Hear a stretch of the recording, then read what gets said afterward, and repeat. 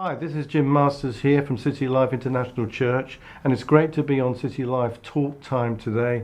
We've had a great speaker at our Bible school, CityLife International Bible School, Alan Hewitt from Wales, also been involved with building a church in Wales for 40 years, being a part of that church. We thank the Lord for his ministry, and I'm just going to be asking him a few questions of what it means to be a pastor all those years and some of the challenges that he's faced. Just talk us how you started in the ministry. How did you start? Yeah. Okay, good question. I was 18 years of age when I really did have an encounter with God. I was raised in a Christian home, Right. but I was always in church every week, but my heart wasn't there. Right.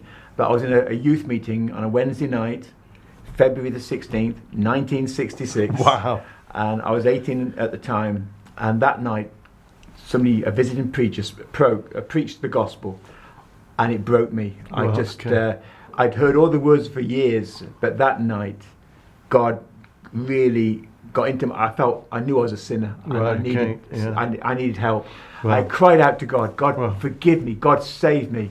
Wow. And that immediately I was baptized with the Holy Spirit. Marvelous. And I just felt overwhelmed with this encounter with God. Wow. Begin to speak in tongues. I went home speaking in tongues. Fantastic. And at that time I was serving an apprenticeship with Rolls-Royce in the aircraft industry. Okay. So I was halfway through an apprenticeship. Right. But later on that year, as 18, God gave me a call to ministry. Wow. So when I finished my apprenticeship at 22 years of age, I went to the AOG Bible College. Right. Okay. Did 2 years there. Wow. And then from there, we were invited to pastor a small church in Manchester, Right. Okay. in Failsworth, where we did that for 13 years. Marvelous. And then in 1985, God called us to Wales, where we've been now for almost 40 years.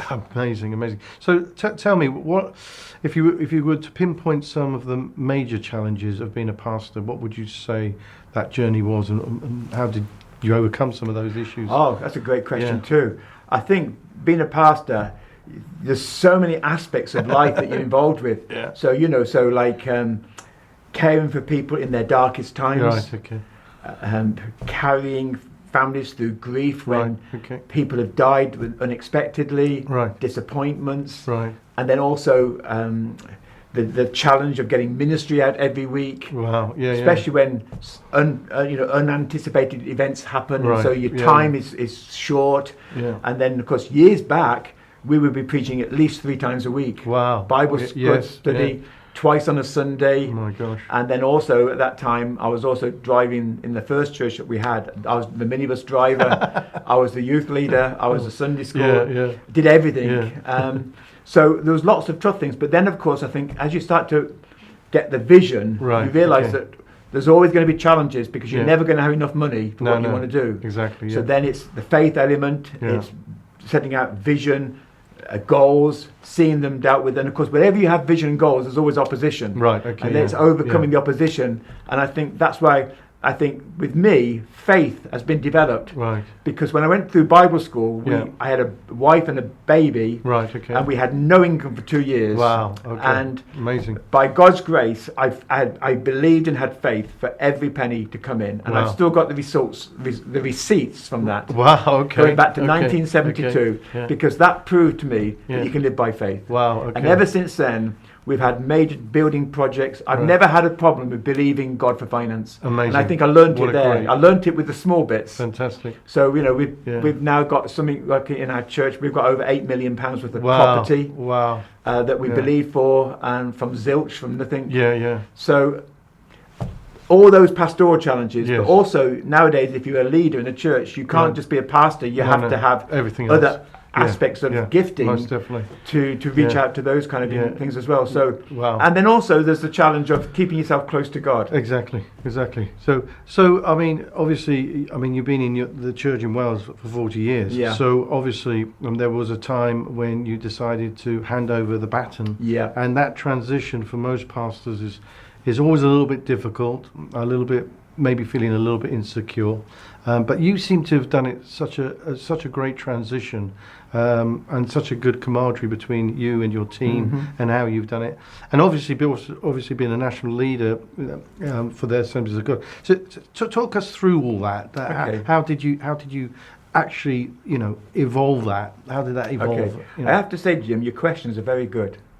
They are very good, because those things are critical. What I've noticed over the years is that many churches have very bad transitions. Right. Okay. So somebody Most goes definitely. in, leads the church, does it well, Yeah. and then decides to retire, Yeah. or move on, and then suddenly the church is faced, what do we do? Yeah.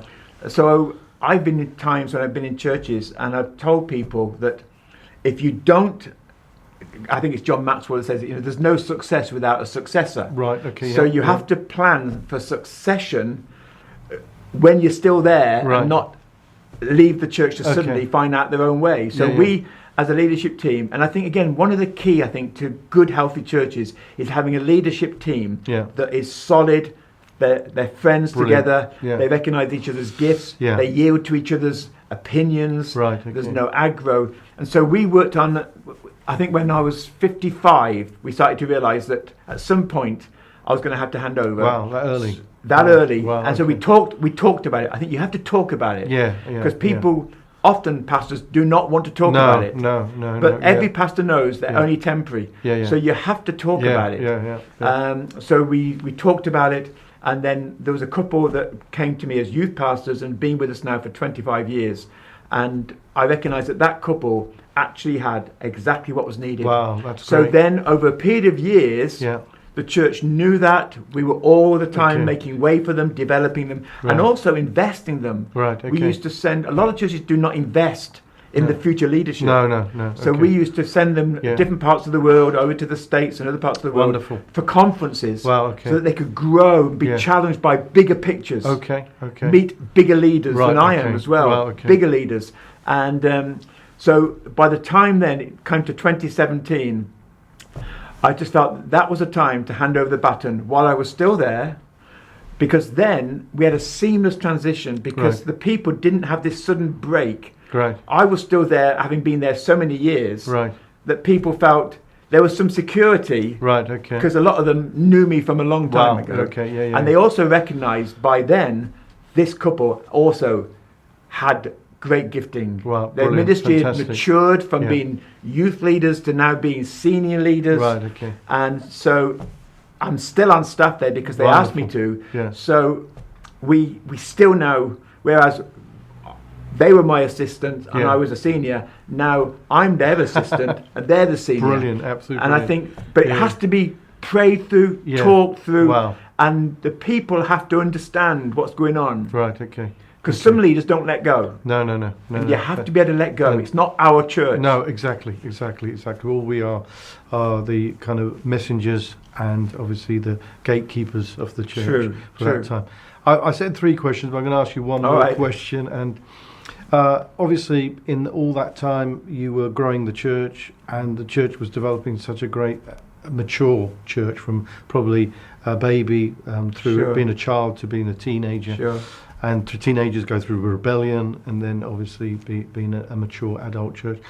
You were involved, obviously, nationally as a leader, and you're kind of like the poster boy for a lot of the Assemblies of God. We still see you speak at conferences and things. How's that been parallel to running the church? How have you worked that through in your Very good. in your timing and It's a things good like question that? as well. I actually, my belief about ministry is this, is that when God calls us, we serve his purpose. Right, okay. And so whatever that involves, we should be up for. Wow, So okay. I've never sought to be in any other position, but if people have said, will you do this? I've always felt that I should prayerfully consider that, and where possible, Brilliant. to serve. Brilliant, fantastic. I think that the basic requirement for ministry is servant heart. Yeah. I think if we've got a right heart, we can learn other things. Yeah. But if we learn other things and have a wrong heart, Exactly. it's useless. Exactly. Yeah. So to me, I've seen any aspect of national or international ministry I've been involved in, I see that as simply as an act of service. Wonderful. That God has kind of nudged me into. Wonderful. And that's his choice, and Yeah. my pace is simply to serve. Yeah, and you've thrived in that, you know. So I just want to thank Alan Hewitt. He was absolutely wonderful talking about hell and heaven in our Bible school. There you could hear him. He was almost the words he was probably saying is that, you know, you can have you can do your duty, but you can have a dishonourable spirit. But equally you can have an honourable spirit and do your duty as well. So we want to build men and women with an honourable heart, an honourable spirit. So I'd like to thank Alan for coming over, and we'd like to thank you as viewers for listening on City Life Talk Time.